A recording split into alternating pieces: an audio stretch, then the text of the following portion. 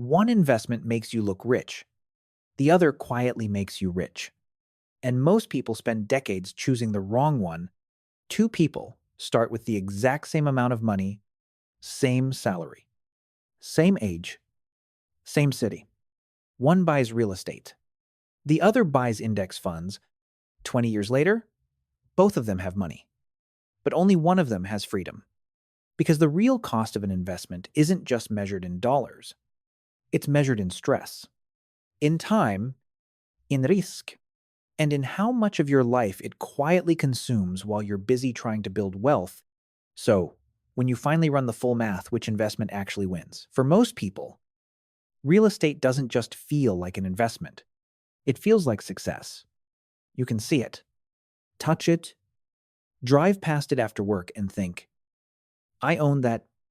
And psychologically, that feeling is powerful. A stock portfolio lives on a screen. A property lives in the real world. Your family understands it. Your friends respect it. Your coworkers ask questions about it at dinner parties. Nobody gets excited when you say you bought index funds. But say you bought a rental property. Now suddenly you sound ambitious, successful, financially smart.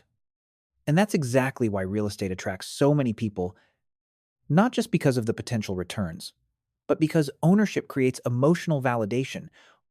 Then there's leverage. With stocks, your $50,000 buys $50,000 worth of investments, but in real estate, that same money might control a $250,000 property through a mortgage. And when housing prices rise, the gains feel massive. That's the dream. Rental income, appreciation, tax advantages, growing equity, passive income. At least, that's what it looks like from the outside. Because what most people compare is the visible reward of real estate against the invisible reality of everything it quietly costs behind the scenes. This is the part most real estate videos never show you. Because owning property doesn't just cost money, it costs attention. At first, the numbers look incredible. The rent comes in every month. The property slowly appreciates, your equity grows, and leverage makes the returns feel bigger than they really are. But then reality starts sending invoices, a leaking pipe, a broken water heater, an empty unit for 6 weeks, a tenant who pays late, an insurance premium that suddenly jumps, property taxes that never seem to stop rising. And none of these costs arrive one at a time. They stack quietly. This is why so many rental properties look profitable on paper, but feel exhausting in real life. Because the true cost isn't only financial, it's mental. Even when you're eating dinner, part of your brain is thinking about repairs, or vacancies, or whether the next tenant will damage the property. And here's the dangerous part. Most investors never calculate the value of their own time. The late-night phone calls, the weekends spent fixing problems, the stress of carrying debt during uncertain markets. Real estate can absolutely build wealth. But many people accidentally build a second job while calling it passive income. Stocks have the opposite problem. They rarely make you feel wealthy in the beginning. There's no property to walk through, no tenant sending rent checks, no compliments from friends at dinner parties, just numbers moving up and down on a screen. And psychologically, that's hard. Because human beings are wired to chase visible progress, we want proof that something is happening. But long-term investing doesn't reward excitement, it rewards consistency. For the first few years, index fund investing feels almost disappointing. You invest a few $100s every month. The market goes up, then down, then sideways. Nothing about it feels dramatic.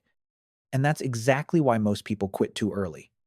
Not because compounding doesn't work, but because compounding works slowly before it works powerfully.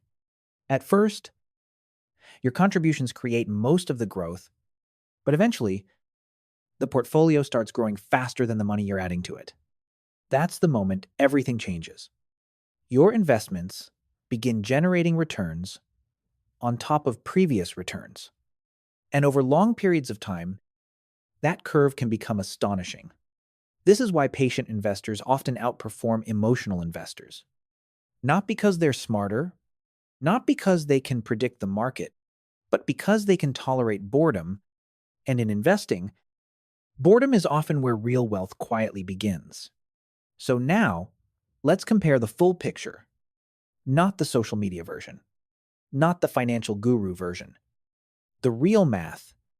Imagine two people each start with $50,000. One buys a rental property using leverage, the other invests in low-cost index funds and consistently adds money every month over 20 years. Both of them may build substantial net worth, but the path looks completely different. The real estate investor benefits from appreciation, rental income, leverage, and tax advantages. In strong markets, those returns can be impressive. But the stock investor benefits from something equally powerful: scalability.